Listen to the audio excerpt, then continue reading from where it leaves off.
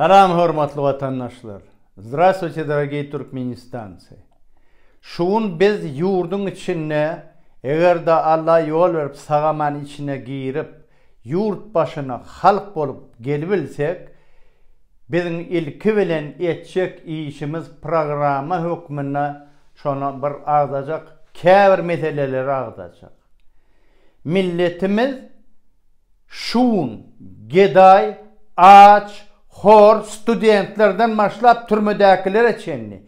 Hemmeti, yurdun içindekilerim. Oğurlap yaşa, dine bir tohum, şonu hemme Türkmenistan'ın bar yer assı, yer üstü balıklarına iyi olup dur. 30 yılın içinde bizim milletimiz entek yekece köpük hayır oran neler şonurdan. Şon için adattan daşarı bir komitet kurnap, ilki edilmeli iş her adama, her şahsiyete $20.000 devlet bergili, beremeliler. İlki bilen halkı doyurmalı. On gündüz ötmeli. Ondan bir neşe vurduk biz geliyorlar vala. Onu ederin, bunu ederin, aradan şovalar. Aradan bolayan varsa ilki bilen vermeli pulunu. Halkın pulunu vermeli. Şondan başlamalı. Yurdun içine nemi iş ediyen olsun. Hormatlı adamlar, yurdun içini görüp dursunuz sizden. Durşu bilen Covid, ölünlüğün sani yarım milyondan geçti. Bizim çağalımız, studentlerimiz anırda okudu. Aç, hor, homsi. Olara nem için şolun var? Eğer devlet bolyan mısın, sen şonun var, okuyacak yerine tölemeyecek olsan. Yaşayacak yerine tölemeyecek olsan. On stipendiyasını vermeyecek olsan, devlet bolyan mı ol? İslen yerine okusun. Hükman surette şonu kollu etmeli.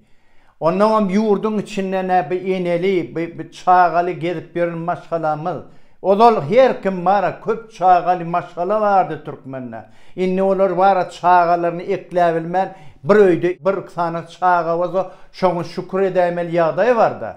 Ne için? Sebebi ene materinski kapital deyilen zat var. Şol çağalı maşgalalara, şol yürüyütü var, ayratin bir finans taydan şol pul kömüğünü ederyalık yağday öğretmeli. Yeni de bizim en bir ağırlı meselemiz türmeler. Türmelerde oturan adamların 90%'ına baştan dolu amnistiya geçirmeli. Dolu çıkarmalı türmeden. Kalan 10%'dan ağır statyalar, beylikler onun yürüyütü komisya geçirip yine de ilki bilene yarını, sıranın yarısını ayırmalı sebebi o tayda bollu olmadı, günahsız hemmesine bir uğurdan bulur var. Yani milletten şu pul soyman yolunu tapıp şunun eklenip görün maşgalalar var. Onun için türmeleri boşaltmalı. Yürüyte halkara komisyanı dörüdüp, şoları seyredip, dışarı yurttan biz herketsiz doktorlar deyilen komisyanı getirip dolu gözden geçirmeli. Dışarı yurttan neme azat haber serişteler ve barını çağırıp şu hakikati bolşuyalar görketmeli. Bütün dünya bilsin Türkmenistan'ı türmede işleyen ademin oğlu Türkmenistan'ı öğrenliğini. Görsün bütün dünya bolyan zatları. Onda şundan türme deyilen sistemasını bira Abdüşükür edil kimya zavudun kaptanına dur. En köp tüberküloz keselim şolordan çıkıyor. Yıkmalı. Ondan ovadan nepeğen külün çıkarmalı. Onun yalık türme de gerek gel. Ol ovadan adına bukulup duran mara zalimlik sisteman esası kuralam gerek gel bize. Yende bir ağırlı meselen birim dışarı yurtta pasportunun vaktini geçiren adamlar. Ondan bir mesele bu mu? Ondan bir kıyınçılık bu mu? Ol anırda pasportunu yitiriptir. Ya vakti geçiptir. O ne için kötemeli ol adamını? Bizim anırda var, vekilhanamız bar olsa, konsolluk bar olsa. Ne işleyeler otaydı, olur neme gerek otaydı. Yerine düzetsin. Kim neme diyenem olsa, arkaynem gelsin. Eğer de şola adamlar kötönüp, pulsuz, haracatsız kalan olsa, Onu yurdun içine muğtunu öz avi reisleri bilen, samolyotlar bilen yurdun içine salmalı. Bundan bir gülmüm halk yönü bütün dünyada bir yarım geday millet edip koydular amını. Eğer isleyen olsa adamlar gelsinler yurdun içine. Ol kavide dayanıp beytirip bara öz oğlunu hazır pıspıcıuluklu yollar bilen yol başçılığı getirecek böyle. Yürüyte konstitusiya dayanan olup bir bevet kurnan olup yor. Ayna daşarı yurtta var ben çıkan olsa on meşillap yurdun içine bolmadık bolsa onu var onu hasap almalı. Ona öyle almalı. Sen näme yekoydun hemme kişiden hakıllıdır noy diýäňmi? Ya sen dogmağında näme ýütköşük hakıl vardır oy diýäňmi? Sen oğlunu vara gepletmeyecek yigitlen men milyonunu taparım yurdun içinden. Demin ama çıktın men bilen kapma karşılığı guruluşsun sen oğlun bilen. Ha? Gelsin hani guruluşsun şol men bilen. Zibad edeli şol bilen. Hani näme yurdu etjekmiş, näme koyjokmuş. Yöne men yine de şol mesele qaydyp aýtjak zadım. Ol diňe adamlar däl. Eger de halkymyz ya doğun garnaşlary şo taýda şol daşary ýurtda ölen adamlar var, şo taýda jaýlan kalanlar. Şolun jetetlerini ýende ýurdun içine getirip öz yerine şo taýda jaýlajak diýse, oňa da muğtuna döwlet bergilidir. Şo zatlary yerine ýetirmäge döwlet borçludur. Onam hökman suratda gözüňe tutmalydyr. 15 ýyllap ýurdun içinden çykmagygy işlemeliler. Şeýlemi? Ha? Onda sen dogmaň şu 15 ýyllap ýurdun içindemidi?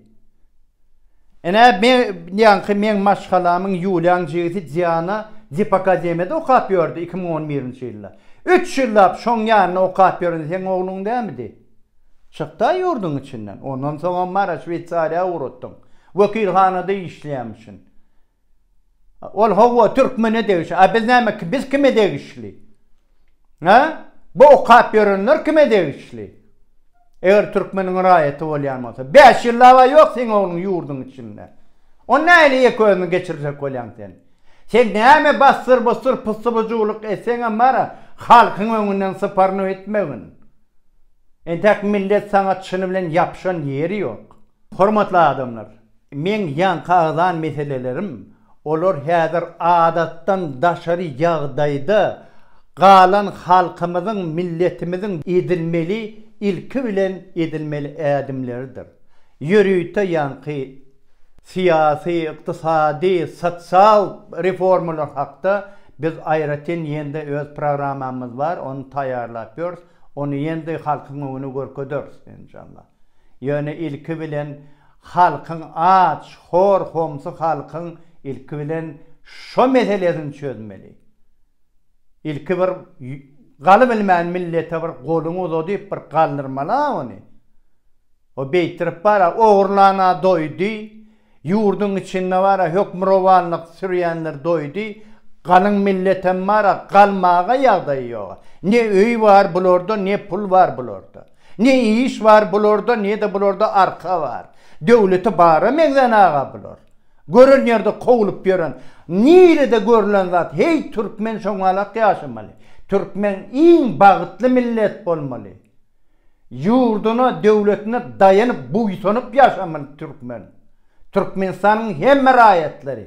Men diňe Türkmenistanyň içine ýakylar hakda gurun edemek, ýurdun içinden çıkan şu ýyllariň içine şolaňam hemmesini ýende ýurdun içine salyp, olaram deň derejede şu kömekden peýdalanmalylar. Eger de biz şu zatlary etmesek, millet bize inanmaz. Hormatly adamlar, men bütün Türkmenistanyň raýatlaryna, yaş yetişip barayan ýigitlerimize, gyzlarymyza diýen, biz hemmemiz jemlenip ilki gadamlamyzdan halkymyza kömek berip, şolary dayanırsak, şonu millet inanar bize. Oň üçin mara halk maslahatam gerek gel. Ya ýende ol sakkally murtly bir topar we taýda ol aýdymçy salanalaram gerek gel oň üçin. Ol diňe bara bir prezidentden ukazy bilen düzelýän mesele. Indi ýene de bir mesele esasan mara ýanky bu gurumaçylyk meselesi. Ýurdun içinde ýanky nähile bizni görýärse bir ýurdun içinde ayratin bir yankı yokurdan aşağı duran yankı zalimlik diktaturan şol nimesi var ha yankı. Baskancağı var.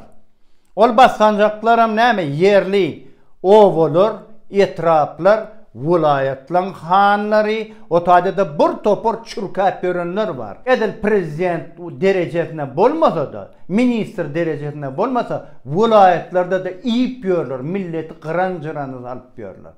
Şoň üçin vilayetin beşesinde de vilayet hakimliği yatırılmalı. Otayda düdüğlü adam olsa, işlep bilecek adam olsa, etraflara yayratmalı. Eğer de oğurlukta, cümürlükte, ya yine de var şu korrupsiyada, şoňa bir degişli adam olsa, elbette olar kanunun önüne cevap verir. Yani şunu, biz şol ediyen hareketimiz, ol iki meseleni çözüyor. Birinci dana, şol merkez diyeli, şol paytaht bolsun, belki şehirler bolsun, etraf hakimler bolsun. Şolar hemmesi bir den derecede bir günü katnağı geçişe. 5 tane vilayetlerin gürleşilen adam 50 olsun, 60, 70 nerede neçe etraf bolsa ya ova bolsa şolun hemmesi bilen ama den derecede şol katnaşamaydı bilye, gürleşimen yine de bir mesele, o da şu Türkmeni şu vada çenli hiç ağzını biriktirmeyen meseledir. Ağzalalık, tira parazlık, yerlilik. Şol vilayet hakim ayrılan son, men pikirimçe şu mesele çözmekte belli derecede biz kömek ettiğimizdir. Adamlar hiç etrafın, hiç şehrin adamları birbirinden kime mürmellerler, özünü beygin mürmellerler. Biz bir vatanın adamları, bir enen atan çağaları, dine ağzı verirlik bilen, dine birege kollu verip, dayanıp, biz yurdumuzu düzederiz. Güllöderiz nesip bolsa. Halkın hakkı var, narotimeyit prava. Gaydusuzluk bilen yeteriz maksadımıza. Adam yok.